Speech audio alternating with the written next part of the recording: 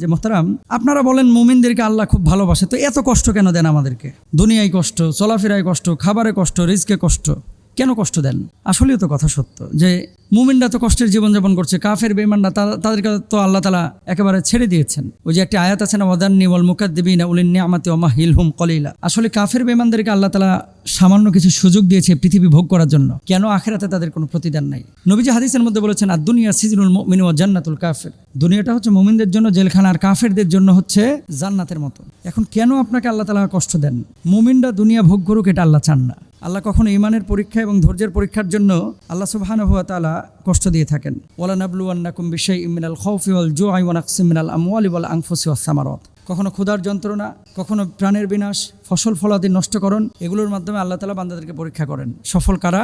অবাশশিরিস Saverin. এমত অবস্থায় যারা ধৈর্য ধারণ করে বলে, আল্লাহ আপনি পরীক্ষা নিয়েছেন, আপনার উপরে তো আমরা যেতে পারবো না, আপনার সিদ্ধান্তের বাইরেও যেতে পারবো না, আল্লাহ আমি এতে খুশি আছি, সন্তুষ্ট আছি, আল্লাহ তখন ওই ব্যক্তির ওই পরীক্ষায় তাকে সফল কাম করেন। সুবহানাল্লাহ।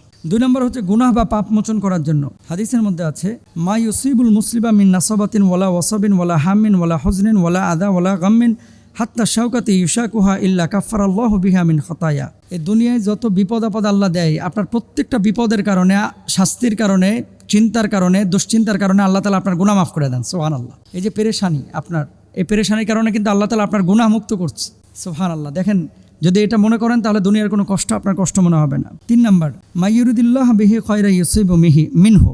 নবী সাল্লাল্লাহু আলাইহি ওয়াসাল্লাম বলেছেন, আল্লাহ তাআলা যখন কোনো ব্যক্তির কল্যাণ চান তখন তাকে বিপদে ফেলেন। এই জন্য দেখবেন নামাজ পড়ে কারা বেশি? যারা বিপদে পড়ে বেশি। আর যখন আপনি দুনিয়ায় কোনো বিপদে পড়েন না, তখন আপনি সবচেয়ে বেশি অহংকারী হয়ে যান। বড় দামি কথা কিন্তু।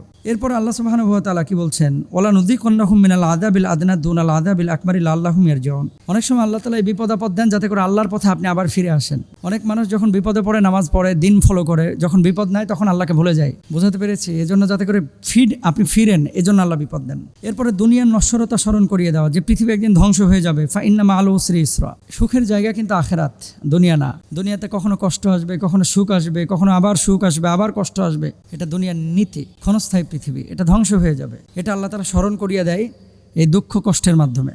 নিজের কৃতকর্মের ফল, যহরাল ফাসাদু ফিল বাররি ওয়াল বাহর। কখনো কখনো আল্লাহ তাআলা মানুষকে বিপদ আপদ দিয়ে পরীক্ষা করেন, এবং কখনো কখনো আল্লাহ সুবহানাহু ওয়া তাআলা আযাব গজব দেন। আযাব গজব।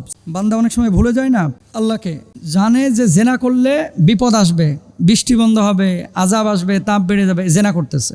জানে সুদ খাইলে পারিবারিক বরকত নষ্ট হবে, এরপরে সুদ খাচ্ছে। জানে আরেকজনের হক মারে খায় সুখী হওয়া যায় না, তারপরে হক মারতেছে। জানে আরেকজনকে গালমন্দ করলে কবিরা গুনাহ হবে, আযাব আসবে, এরপরে করতেছে। এই জন্য কখনো কখনো আল্লাহ তাআলা মানুষের কৃতকর্মের ফল হিসেবে আল্লাহ তাআলা আযাব গজব দুনিয়ায় পাঠান। আল্লাহ আমাদেরকে বুঝদান করুন, আমিন।